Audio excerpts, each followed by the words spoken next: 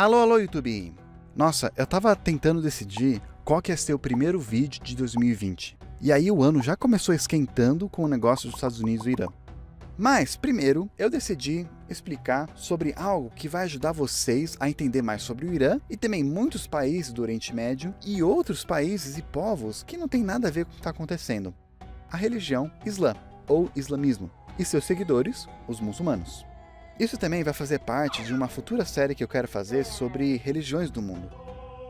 Eu não só estudei sobre islamismo, como eu também tive a oportunidade de fazer um intercâmbio lá na Jordânia, um dos países do Oriente Médio com a maioria muçulmana, e um dos mais pacíficos da região, e também um lugar do primeiro filme do Indiana Jones.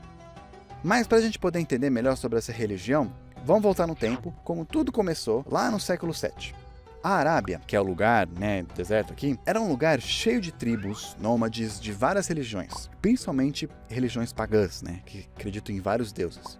Aí um cara chamado Maomé, que morava lá, ele recebeu uma visita do anjo Gabriel, que disse para ele recitar a palavra de Deus. E aí, Maomé fez isso. Ele falou muita coisa, e durante toda a sua vida, recebendo várias revelações, fazendo milagres e tal, de acordo com os muçulmanos. E depois de um tempo, eles escreveram tudo isso e acabou se tornando o Alcorão, o livro sagrado da religião islã, tipo a Bíblia deles. A mensagem principal de Maomé, assim como no cristianismo e no judaísmo, é que só existe um Deus. Eu sei que parece meio óbvio para muitas pessoas, mas naquela época e local não era tão comum não. E muitos até não gostaram disso e queriam comprar a briga com Maomé e seus seguidores. A Arábia não era um lugar muito bom de morar não, principalmente se você era mulher. Era um local quase como que sem lei. Muitas das coisas e faltas de liberdade que tem hoje lá são costumes que vieram desde aquela época.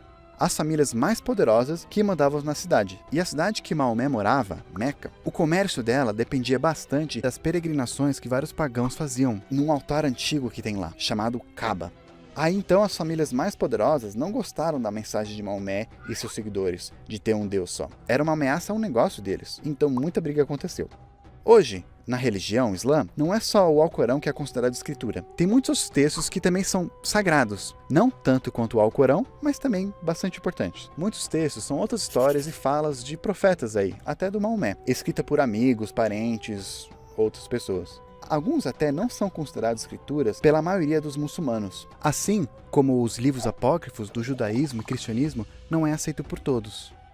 Esses outros textos no islamismo podem ter sido escritos muito tempo depois de Maomé, e alguns outros podem até ser considerados como um tipo de fofoca. Um cara que ouviu do outro cara, que ouviu da tia, do sobrinho, do cunhado de Maomé. Por exemplo, esse negócio de um cara morrendo e ele ganhando exatamente 72 virgens mulheres no céu para ele, não é escritura para a maioria, a não ser talvez uns malucos aí.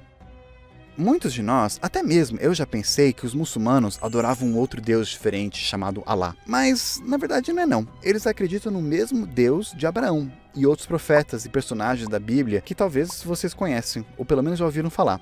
Alá não é um Deus diferente, é só como se fala Deus em árabe. Assim como obrigado se fala shukran, querido se fala habib, fulano, fulano.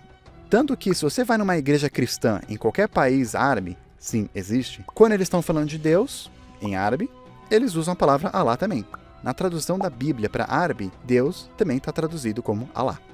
No islamismo, eles também acreditam em vários profetas que a gente conhece, como Abraão, Moisés e até mesmo Jesus, que é um profeta muito importante para eles. Eles também acreditam nele como o Messias, que um dia vai vir e acabar com o anticristo. E ele é até mais mencionado no Alcorão do que Maomé. Eles também acreditam em Adão, inclusive eles falam que ele foi o primeiro muçulmano de todos. Mas muitas das histórias desses profetas são bem diferentes do que talvez vocês conhecem. Elas são de acordo com como foi contado por Maomé no Alcorão. E os muçulmanos não acreditam que o Maomé foi o último profeta de todos e que trouxe de volta a religião como ela deveria ser, como ela foi na época de Abraão, na época de Moisés e tal.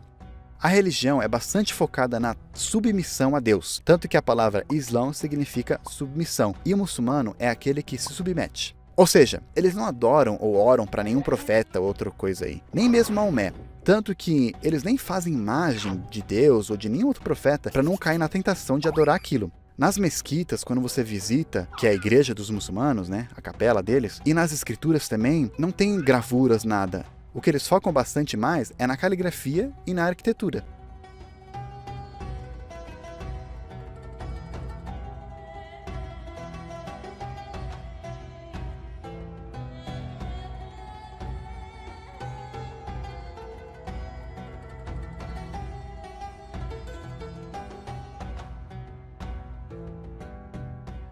religião, ela tem 5 pilares considerados fundamentais, pelo menos para a maioria: fé, oração, caridade, peregrinação e jejum.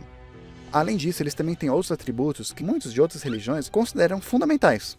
Até sobre isso, um estudo interessante da Universidade de George Washington aponta quais países que mais vivem os valores e princípios econômicos ensinados no Islão. E os top 4 foram Nova Zelândia, Luxemburgo, Irlanda e Islândia. Enquanto um país com maioria de muçulmanos só começa a aparecer na lista em 38º.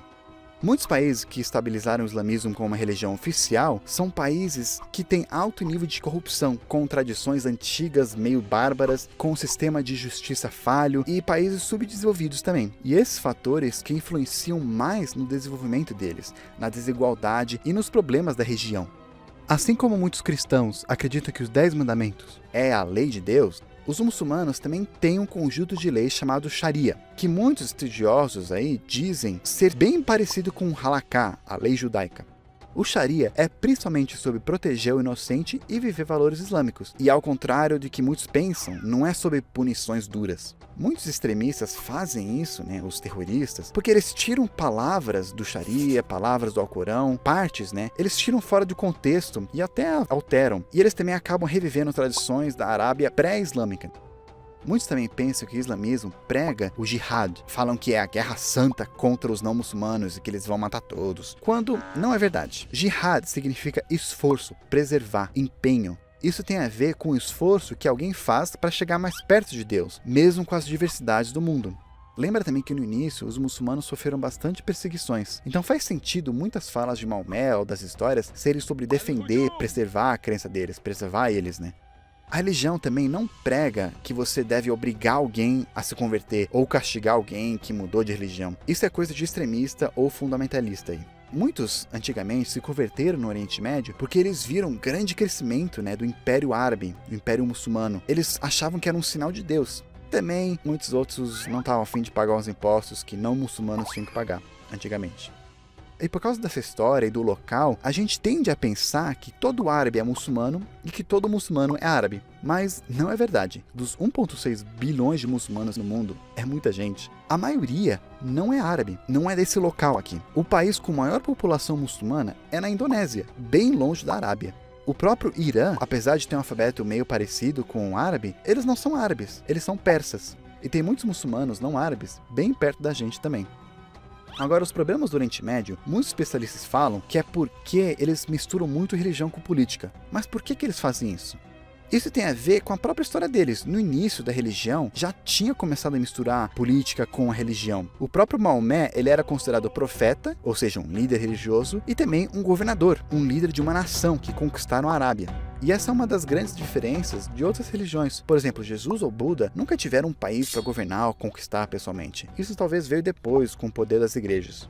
Quando Maomé morreu, do lado religioso estava tudo ok. Ele era o último profeta e todas as revelações foram feitas. Ele restaurou tudo.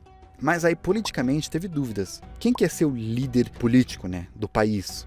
Um grupo acreditava que o sucessor político podia ser qualquer um, inclusive um escolhido pelas pessoas ou alguém com grande conhecimento, devoção e santidade. Mas outro grupo já achava que um novo líder político tinha que ser alguém também da família de Maomé. Aí que começou a divisão entre os dois principais ramos do Islão, os xiitas, que queriam o poder político na mão da família do profeta, e os sunitas, que não concordavam.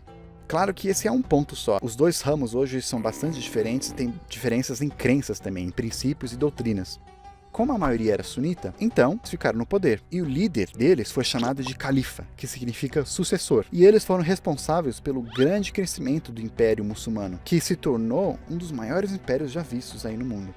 O tamanho não foi o único atributo do império não, mas também a região se tornou um dos grandes focos de conhecimentos do mundo. Tanto que muitas coisas de matemática que a gente tem hoje é por causa de muçulmanos. Por exemplo, a matéria álgebra e até mesmo a introdução do número zero e a troca de números romanos por o que usamos hoje.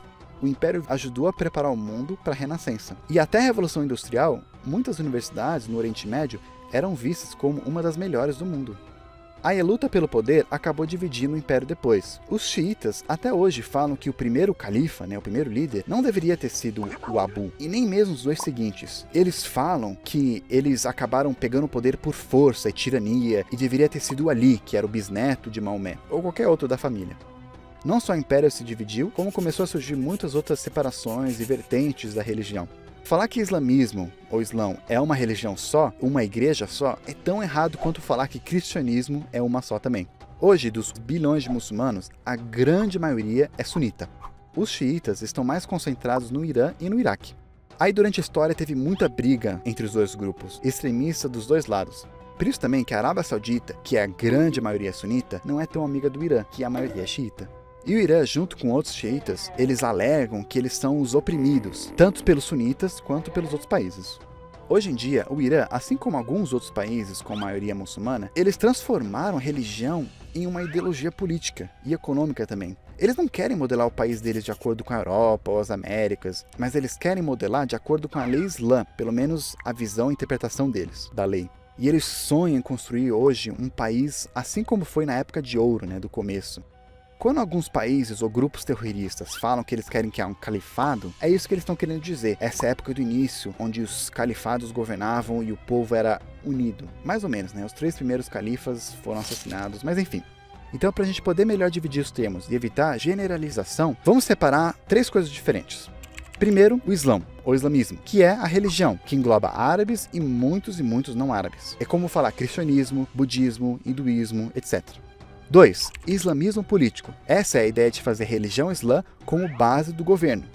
E número 3, fundamentalismo islão. Essa é a ideia de voltar a tradições antigas da religião, ou do povo árabe. Um exemplo é as mulheres vestirem um véu. Isso é algo que é debatido dentro da religião, não é uma lei em muitos países aí. Eu já tinha muitas amigas que não queriam vestir. E é só você também pesquisar muçulmanas famosas, e você vai ver que muitas não vestem, até mesmo a rainha da Jordânia. Já outras mais fundamentalistas querem usar. E quanto mais fundamentalista, mais se cobre. E isso acontece em várias religiões, Até mesmo no cristianismo, tem igrejas que são mais tradicionais. E mulheres só usam saia ou vestido, não cortam o cabelo ou não usam maquiagem, etc. Fundamentalismo islão seria como se fossem então os conservadores aqui. Eles querem conservar e até restaurar tradições e costumes antigos, mais tradicionais. E até muitas tradições que surgiram antes do islamismo. E aí então, muitos países muçulmanos querem ter um país assim, onde a soberania está em Deus e sua lei já está escrita. Por isso que é muito difícil para os extremistas ou os terroristas aceitar a ideia de democracia, onde a soberania está no povo. Outros já não acreditam nisso. Por isso que teve a Primavera Árabe, o movimento de vários países árabes puxando para mais democracia. E por isso que também está tendo protestos no Irã esses dias. Pessoas que aproveitaram que o Irã derrubou um avião comercial por acidente para reclamar contra o governo. Muitos também argumentam que a crise no Oriente Médio veio por causa de muita intervenção de fora, desde sempre. Se já tem brasileiros que não gostam muito dos Estados Unidos porque eles se meteram na política aqui, especialmente durante a ditadura militar, imagina viver em um país onde um exército de um outro país quer mandar em você. Todos esses conflitos existiu desde as cruzadas, a colonização europeia depois da queda do Império Otomano, quebrando algumas promessas, dividindo os países entre eles, a busca de petróleo, a intervenção do governo no Irã, a invasão do Iraque com justificativas não tão verdadeiras e muitas outras coisas que merecem seu próprio vídeo. Tudo isso alimenta o sentimento anti-Estados Unidos, anti-Europa, que acaba criando um ciclo vicioso. E aí chegou no momento que a gente não sabe quem atacou primeiro. E aí também vem o meu ponto 4 dessa lista aqui, terrorismo islâmico, ou extremismo islâmico. Que são pessoas que usam desses sentimentos amargos, pessoas bravas, ou pessoas que querem mais poder, ou pessoas malucas aí, que usam da religião como arma para poder se vingar, para poder ganhar mais poder, para poder fazer uma guerra, E como eles não têm um país com muitos recursos, exército, essas coisas, a ferramenta que eles acabam usando é o terrorismo, Alguns ataques aqui, outros ali, para poder amedrontar as pessoas, O Irã também, ele não vai querer, provavelmente, eu espero também, ir numa guerra contra os Estados Unidos. Primeiro porque se ele for contra os Estados Unidos, ele vai automaticamente contra a Europa também. E não tem como ele ganhar dessa guerra. Então o que ele acaba fazendo, como publicamente ele não pode fazer nada, Só reclamar, falar um monte de coisa, falar mal. Então ele acaba financiando secretamente o terrorismo. Até aquele cara, o Soleimani, que os Estados Unidos matou, esse era um dos trabalhos dele. Indiretamente, ou às vezes até diretamente, apoiava o terrorismo. Mas essas pessoas estão longe do que a própria religião ensina e do que a grande maioria dos muçulmanos pensam. Bem, acho que já falei demais. Depois eu explico melhor sobre teocracia, como é que é o governo do Irã e tal. Pelo menos agora você vai entender um pouco mais sobre o islamismo e vários povos que infelizmente estão no meio de tantos conflitos. Ou também você vai poder ter pelo menos uma coisa para comentar para família e amigos na próxima vez que você comer esfirra do Habib's. Mar salama!